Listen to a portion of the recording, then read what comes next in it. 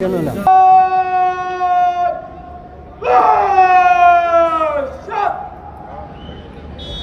मैं गणतंत्र दिवस समारोह के मुख्य अतिथि एवं हरियाणा के यशस्वी मुख्यमंत्री माननीय श्री मनोहर लाल जी से अनुरोध करता हूं, आज के पावन अवसर पर प्रदेशवासियों के नाम अपना शुभ संदेश देकर हम सबको कृतार्थ करें। माननीय मुख्य भारत माता के, भारत माता के। आज के इस समारोह में उपस्थित सभी हमारे नागरिकगण, हमारे शहीदों के परिवारों के परिवारजन, हमारे सेनाओं के और पुलिस के नौजवानों, अधिकारीगण, पत्रकार छायाकार मित्रों, जैसा आज हमको मालूम है कि देश और दुनिया में अपने देश का 75वां गणतंत्र दिवस 26 जनवरी का ये कार्यक्रम, इसमें सब और इस समय लोग इस उत्सव को मना रहे हैं। ये 75वां गणतंत्र दिवस 26 जनवरी 1950 को देश में पहला गणतंत्र दिवस मनाया गया। हमको जैसे ध्यान में है कि देश की आजादी तो 15 अगस्त 1947 को हमको मिल गई थी, लेकिन आजादी में हम स्वतंत्र हुए थे। पराधीनता, स्वतंत्रता की बेड़ियां हमने तोड़ी थी, अंग्रेज का शासन समाप्त हुआ था, लेकिन हमको हमारा लोकतंत्र और गणतंत्र, ये हमारे संविधान ने डॉक्टर बाबा साहब अम्बेडकर जी के द्वारा 26 नवंबर 1949 को यह गणतंत्र दिवस का एक प्रकार से संविधान का प्रारूप तैयार हो गया था, लेकिन इसको लागू किया गया 26 जनवरी 1950 को। देश में लोकतंत्र आया, देश में गणतंत्र आया। ये दो अलग अलग शब्द हैं मित्रों, समझने की जरूरत है कि लोकतंत्र, डेमोक्रेसी, दुनिया के कुछ देश इस शासन व्यवस्था से परिचित है। शासन तंत्र अलग अलग प्रकार का है। दुनिया के कुछ देश गणतंत्र हैं, रिपब्लिक हैं। जहां तक लोकतंत्र का विषय है, वहां राष्ट्राध्यक्ष का चुनाव नहीं होता, बल्कि शासन अध्यक्ष का चुनाव होता है। उदाहरण के तौर पर इंग्लैंड। और जो केवल गणतंत्र होता है, वहां राष्ट्राध्यक्ष और शासन अध्यक्ष एक ही होता है, उसी का चुनाव होता है, वही शासन करता है, जैसे अमेरिका।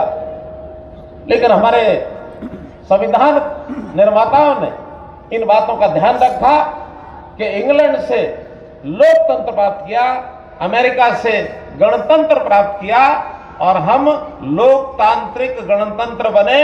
हमारे यहां जो शासनाध्यक्ष है और राष्ट्राध्यक्ष है, राष्ट्रपति जी का भी चुनाव होता है और प्रधानमंत्री जी का भी चुनाव होता है। इंग्लैंड की तरह राजा या रानी हमारे यहाँ परंपरागत वंशागत राज्य नहीं करते हैं, और अमेरिका की तरह केवल प्रेसिडेंशियल फॉर्म, वहां प्रधानमंत्री नहीं होता। वो दोनों ही शक्तियां एक ही हाथ में होती हैं। हमने सोच समझ करके अपने देश में दोनों व्यवस्थाओं का चेक एंड बैलेंस रखा। यहाँ जनता का भी शासन है, यहाँ संविधान का भी शासन है। कभी कभी जनता के शासन में कुछ बातें जनहित के विरुद्ध में भी कई बार शासन अध्यक्ष ले सकते हैं, लेकिन हमारा संविधान उन चीजों का बैलेंस रखता है। चेक एंड बैलेंस के कारण से लोकतंत्र और गणतंत्र मिलकर के ये भारतवर्ष का अनूठा एक शासन तंत्र है। इस बात को हमको ध्यान रखना चाहिए भाई बहनों।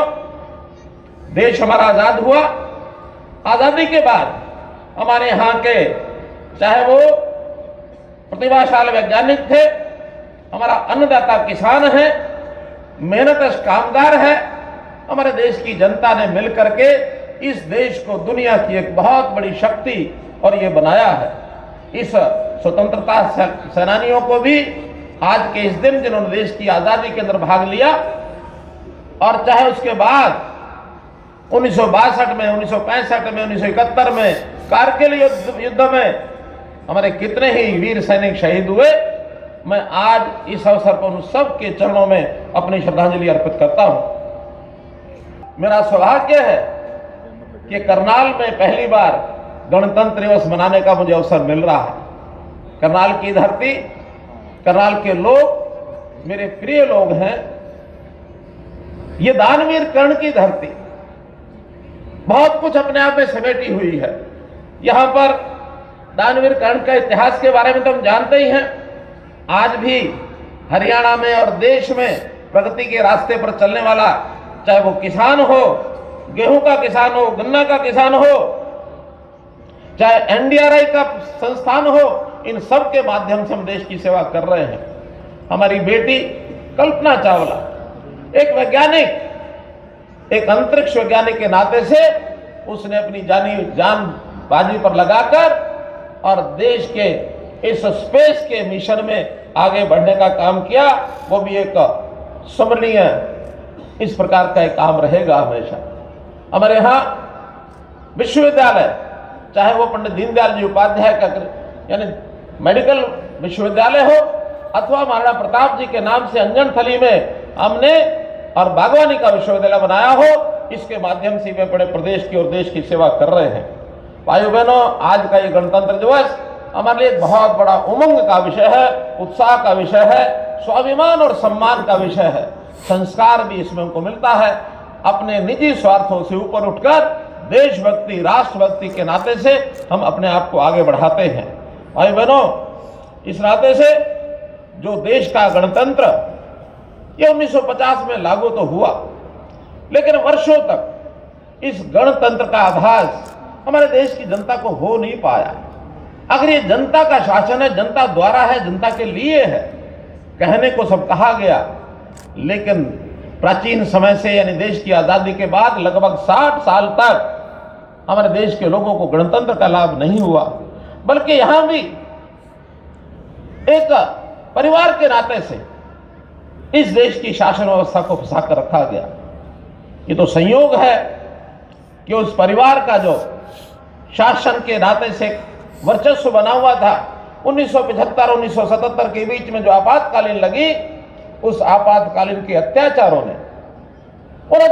ने देश की जनता को जागरूक किया और पहली बार वास्तव में गणतंत्र क्या होता है, जनता की भागीदारी क्या होती है, जब शासन व्यवस्था बदली तब इस गणतंत्र का लोगों को आभास हुआ कि देश में शासन की व्यवस्था के माध्यम से हम अपना भविष्य ये बना सकते हैं। तो इस प्रकार से जो ये कांग्रेस का जो वंशागत राज था उसको समाप्त करने की परंपरा ये उस समय शुरू हुई है। भाइयों बहनों, लगातार देश ने प्रगति की।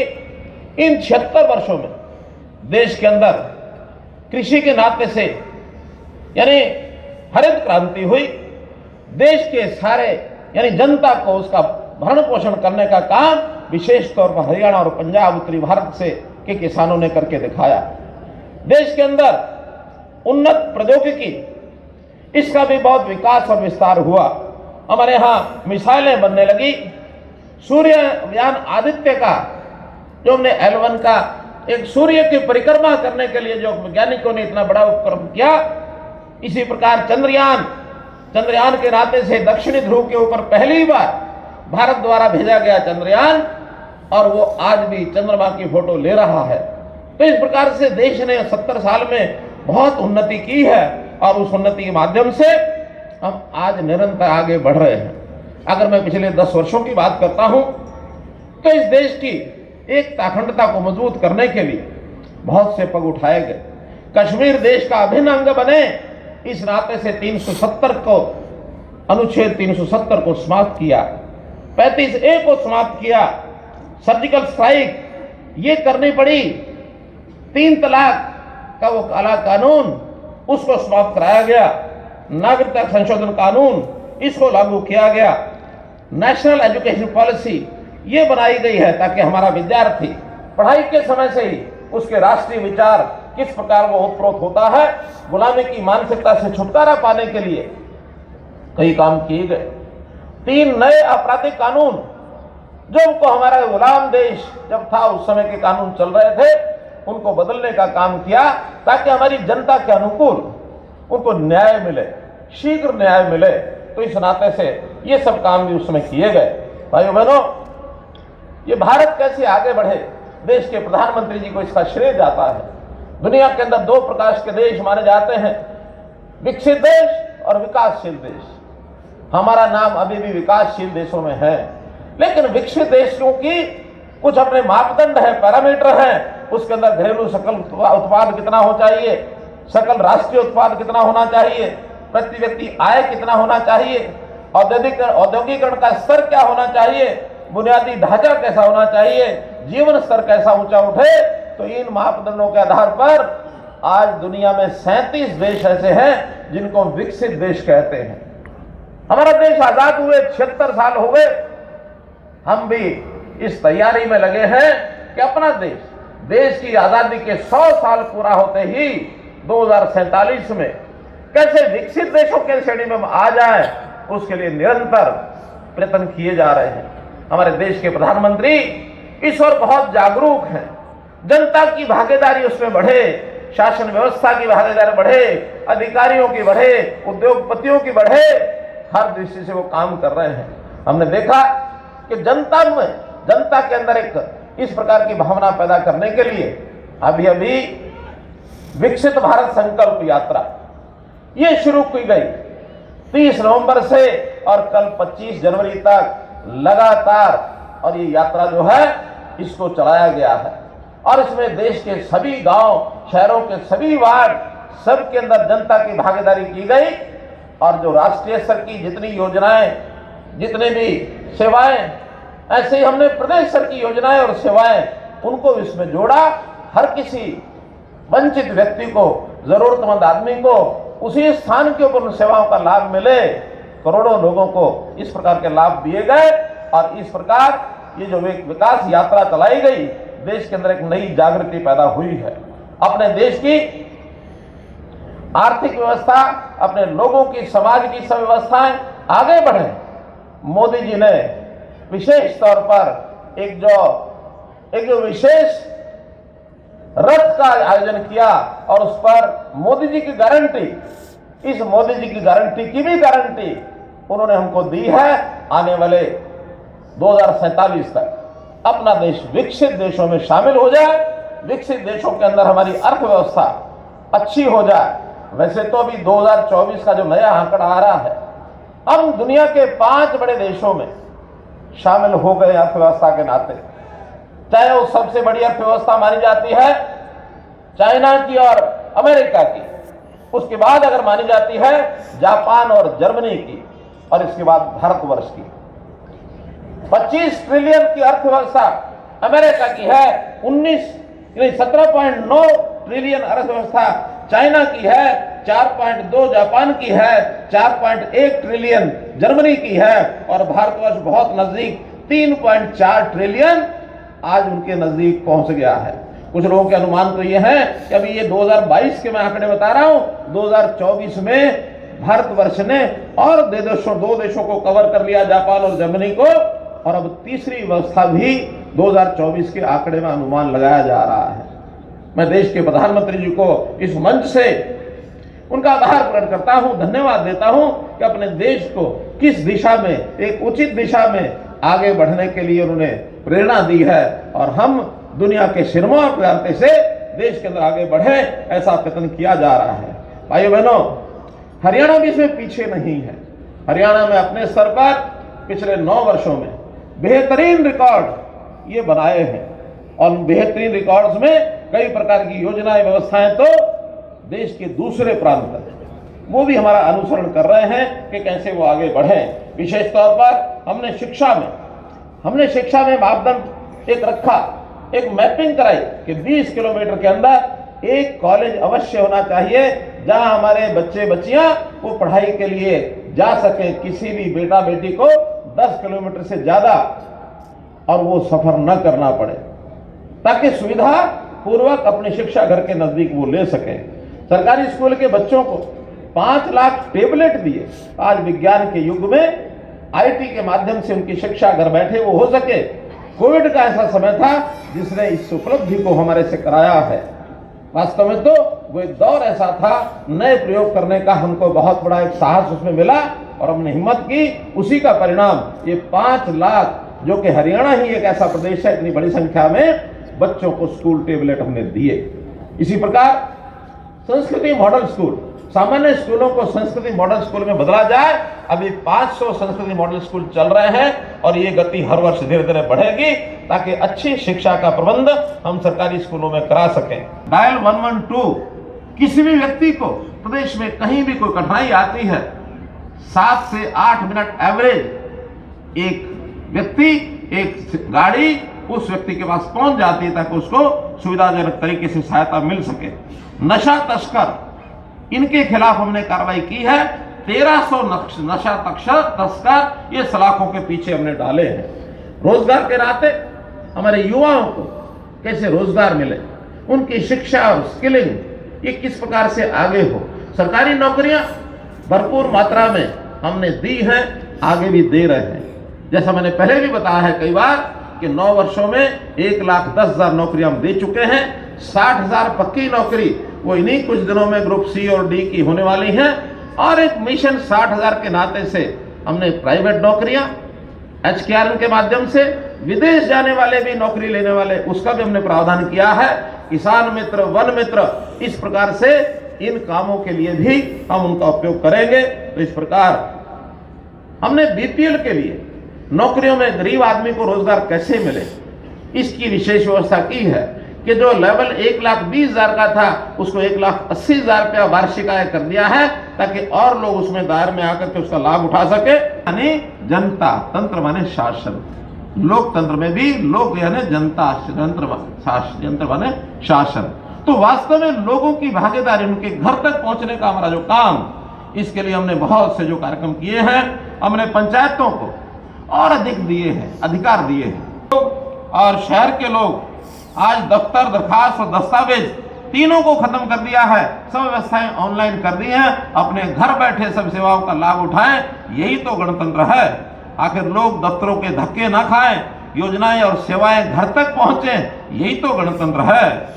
मेरे लिए अंत्योदय यह भी एक गणतंत्र है ताकि पंक्ति में खड़ा अंतिम व्यक्ति उसका सेवा ये पहले की जा सके। मित्रों, भाइयों बहनों, अभी जैसे गणतंत्र दिवस पर झांकियां आज ही निकाली गई हैं। मुझे आपको बताते हुए बड़ी खुशी हो रही है कि पिछले लगातार 3 वर्षों, क्योंकि वहां झांकियों का चयन होता है, सारे देश में बढ़िया थीम, बढ़िया योजना को लेके आने वाली झांकी, उसी को शामिल किया जाता है।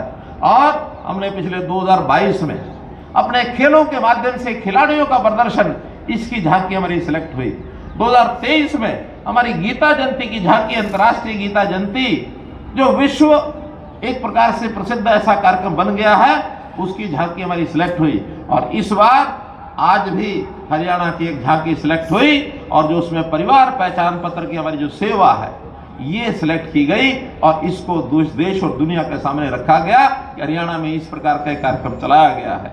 भाई बहनों, एक विषय का अगर मैं उल्लेख नहीं करता हूं तो शायद मेरी बात अधूरी रह जाएगी, और वो है अभी अयोध्या में प्रभु श्री रामचंद्र जी का जो मंदिर और वहां जो प्राण प्रतिष्ठा की गई 22 जनवरी को, जिसका देश भर में एक उल्लास, एक राम राम की जो एक मन में भावना, राम राज्य की कल्पना, ये सब की गई है। अगर मैं इसको अपनी शासन व्यवस्था के साथ जोड़ता हूं तो हमने तो जब से शुरू किया तब से राम राज्य की धारणा अवधारणा को ध्यान में रखते हुए और किस प्रकार से उसमें यानी राम राज्य के सिद्धांत, ग्राम स्वराज्य, इसके लिए हमने काम किया। महिलाओं को 50% का प्रतिनिधित्व हमने दिया। गांव में अपने आप अपनी शासन व्यवस्था को चलाएं, ये हमने किया। हमने राम राज्य का सिद्धांत, प्राण जाए पर वचन न जाए, जो हमने कभी भी कहा उसको पूरा किया, जो नहीं कर पाते उसको कहते भी नहीं है। इसलिए हमारा वचन जो होता है पक्का होता है, समय उसमें लग सकता है, क्योंकि बाधाएं डालने वाले बहुत लोग डालते हैं। नौकरियों के बाद जब हम करते हैं, व्यवस्थाएं बनाते हैं, लेकिन एक गैंग हरियाणा में भर्ती रोको गैंग और इसके पीछे की जो ताकतें हैं वो हमारी इस बातें अच्छी आगे बढ़ ना जाए, उनको भय लगता है, कहीं ना कहीं कोर्ट में जाकर इधर उधर जाकर उसके व्यवधान डालने में वो काम करते हैं। वरना हम पारदर्शी तरीके से ये सब काम करते हैं। प्रभु श्री रामचंद्र जी के गुण में उनका ये आता है कि गरीबों को, वंचितों को, उनको किस प्रकार से याद रखा जाए। हम उनकी बात को जानते हैं, जैसा कि जिस प्रकार से शबरी के पास वो गए, शबरी के बेर, ये कहानी हमने सुनी है। निषाद राज को उन्होंने अपना मित्र बनाया, गरीब परिवारों के अंदर जाकर के किस प्रकार से अपने संबंध बनाते थे।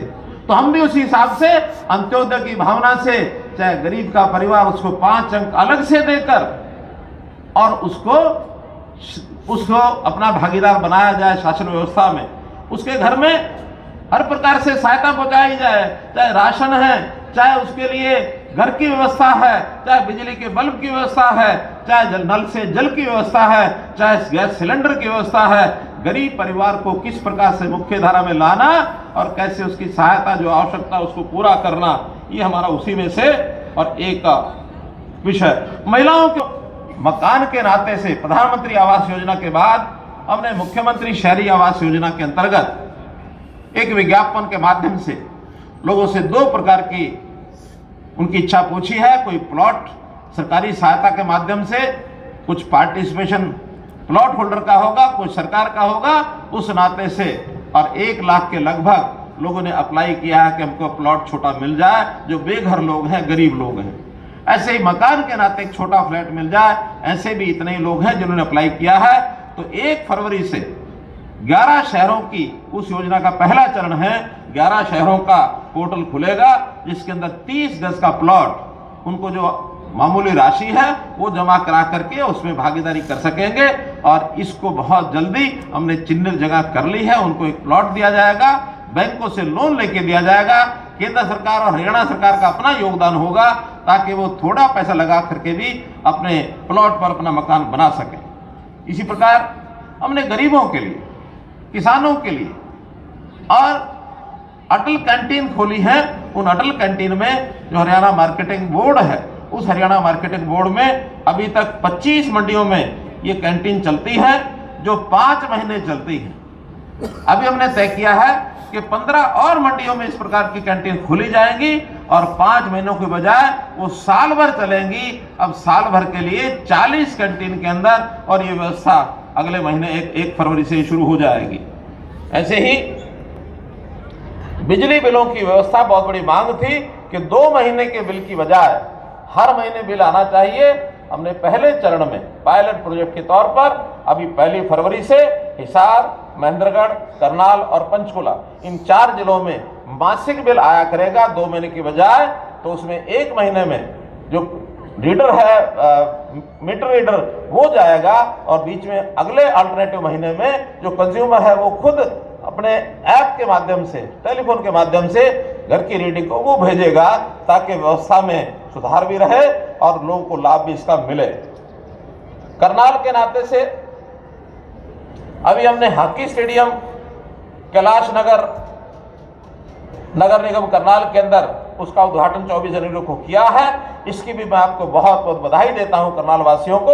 18 करोड़ का ये जो एक इंटरनेशनल लेवल का स्टेडियम, हॉकी स्टेडियम, इसका उद्घाटन हो गया है। इसके ऊपर आगे के कार्यक्रम हम करवा करके इसका लाभ उठा सकेंगे। डॉक्टर मंगल सेन जो ऑडिटोरियम है, डॉक्टर मंगल सेन ऑडिटोरियम में एक बड़ी जो मूर्ति है, उस बड़ी मूर्ति का स्टैचू का एक घोषणा मैं करता हूं। वहां एक स्टैचू लगाया जाएगा।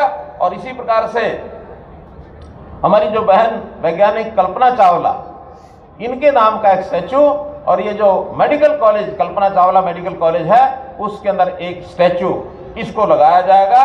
और मैं समझता हूं कि बहुत जल्दी हो सकता है, 1 महीने के अंदर अंदर इन दोनों स्टैचू को लगाने का और हम प्रावधान करेंगे। मित्रों, हरियाणा के नाते से जो मैंने बातें बताई, हरियाणा का समाज बहुत ही परिश्रमी, पराक्रमी समाज है, और पराक्रम और अपने मेहनत के साथ नए नए मापदंड खड़े करता है।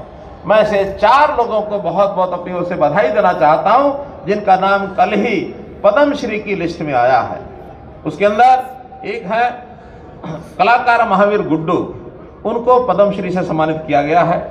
ऐसे ही सामाजिक कार्यकर्ता है सिरसा के गुरविंदर सिंह, वो एक ऐसा है बच्चों का जो दिव्यांग बच्चे हैं उनकी सेवा का एक बहुत बड़ा प्रकल्प चलाते हैं, हालांकि स्वयं भी वो दिव्यांग हैं, एक सेवा का बड़ा काम वो करते हैं, उनकी से सम्मानित किया गया है। मंजिल, हम पड़ाव को समझे मंजिल, लक्ष्य हुआ आंखों से ओझल, वर्तमान के मोहजाल में आने वाला कल ना भुलाएं, आने वाला कल ना भुलाएं, आओ फिर से दिया जलाएं, आओ फिर से दिया जलाएं। मेरे साथ बोलेंगे जय हिंद, जय हिंद, जय हिंद। धन्यवाद। तो दोस्तों, जो मुख्यमंत्री हैं उन्होंने सभी को किस तरीके से आज की जो संबोधन अभी किया उन्होंने, और फिलहाल कार्यक्रम की शुरुआत जो है फिलहाल अब होने जा रही है। सभी से निवेदन, वीडियो को शेयर करें, फिर से जुड़ेंगे 24 के ऊपर। तब तक के लिए जय हिंद। अब यहाँ तक आ ही गए हैं तो हमारे चैनल को सब्सक्राइब जरूर करें और नीचे दिए गए बेल आइकन को जरूर दबाएं ताकि हर खबर सबसे पहले पहुंचे आप तक।